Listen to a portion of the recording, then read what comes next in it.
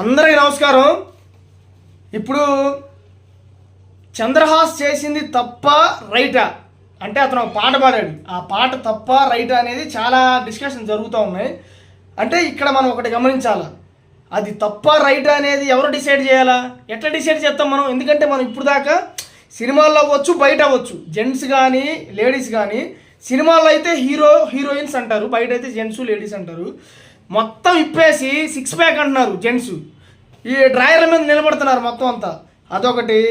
మళ్ళీ లేడీస్ విషయానికి వచ్చేసరికి మొత్తం అంగాంగ ప్రదర్శన అనమాట. మొత్తం అంతా అంగాంగ ప్రదర్శన. అదేంది మీకేమైంది? ఆలోచనలో మార్పు ఉండాలా? ఇది మేము చేస్తాం రైట్ అన్నారు చాలామంది. ఎవరు కాదనడానికి? ఎవరు చేయండి, ఎవరు కాదన్నారు? ఎంటర్టైన్ చేయండి, ఎవరిని అందరినీ ఎంటర్టైన్ చేయండి, ఎవరు కాదనట్లా. జెంట్స్ అయినా లేడీస్ అయినా మొత్తం ఇప్పి చూపించుకున్నారు. తప్పు కాదని అంటున్నారు కదా, తప్పు కాదని అంటున్నారు. కొంతమంది తప్పు అంటున్నారు. ఓకే, ఇక్కడ రెండు రకాల అభిప్రాయాలు ఎలా అయితే ఉన్నాయో, చంద్రహాస్ పాడిందా పాట తప్ప రైట్ అనే దానికి కూడా రెండు రకాల అభిప్రాయాలు ఉన్నాయి. ఇప్పుడు భార్యాభర్తలు అక్కడ ఓకే అంతా, కానీ బయట వాళ్ళకి చూపించడం, అది సినిమా పేరు అవ్వచ్చు, బయట వేరే అవ్వచ్చు, బయట జనాన్ని చూపిస్తున్నారు కదా, అది తప్పు అంటున్నారు కొంతమంది, ఒప్పు అంటున్నారు కొంతమంది. అది తప్పు ఒప్పు అని రెండు రకాల అభిప్రాయాలు ఉన్నప్పుడు చంద్రహాస్ పాడిన దానికి కూడా రెండు రకాలు ఉంటాయి. మీకు నచ్చకపోతే చెవులు మూసుకోండి. ఇప్పుడు అబ్బాయి పాడింది బూతులని మీరు అనుకున్నారనుకో, చెవులు మూసుకోండి. లేదు నీతులే అనుకున్నారనుకోండి, హృదయంతో ఆస్వాదించండి, ఎవరు కాదంటారు? ఇక్కడే రెండు రకాల అభిప్రాయాలు ఉంటాయి. ఇప్పుడు మొత్తం అంతా గుడ్లొప్పది చూపించేది తప్పు కాదన్నప్పుడు ఇది తప్పు ఎట్టయిద్ది?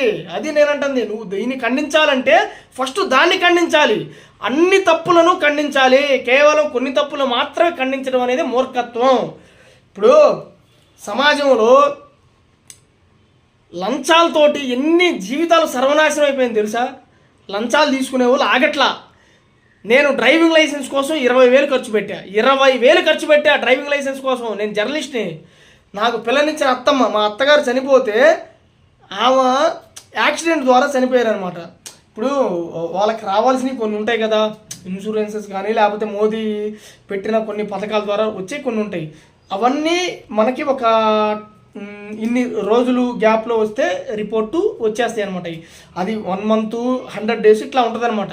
కానీ చీరాల గవర్నమెంట్ ఆసుపత్రిలో ఒక డాక్టరు, వాడు ఆ లోఫర్ గాడు, ఈవిడ చనిపోవడానికి కారణం నాకు అనుమానంగా ఉంది అనేసి వాడు రిపోర్ట్ రాయడం వలన ఆ ఆర్గాన్స్ పైకి పంపించారనమాట.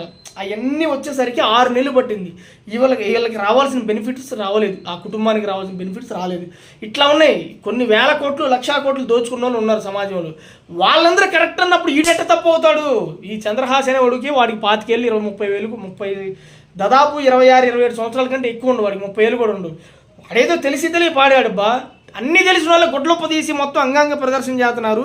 అన్నీ సిక్స్ ప్యాక్ అంటున్నారు, డ్రాయర్లతో మొత్తం తొడలు చూపిస్తున్నారు. మగవాళ్ళు సిక్స్ ప్యాకులు పిక్క డ్రాయర్ల మీద నిలబడుతున్నారు. లేడీస్ అయితే ఇక మొత్తం గుడ్డలు లేకుండా నిలబడుతున్నారు. సినిమాల్లో అవ్వచ్చు, బయట అవ్వచ్చు.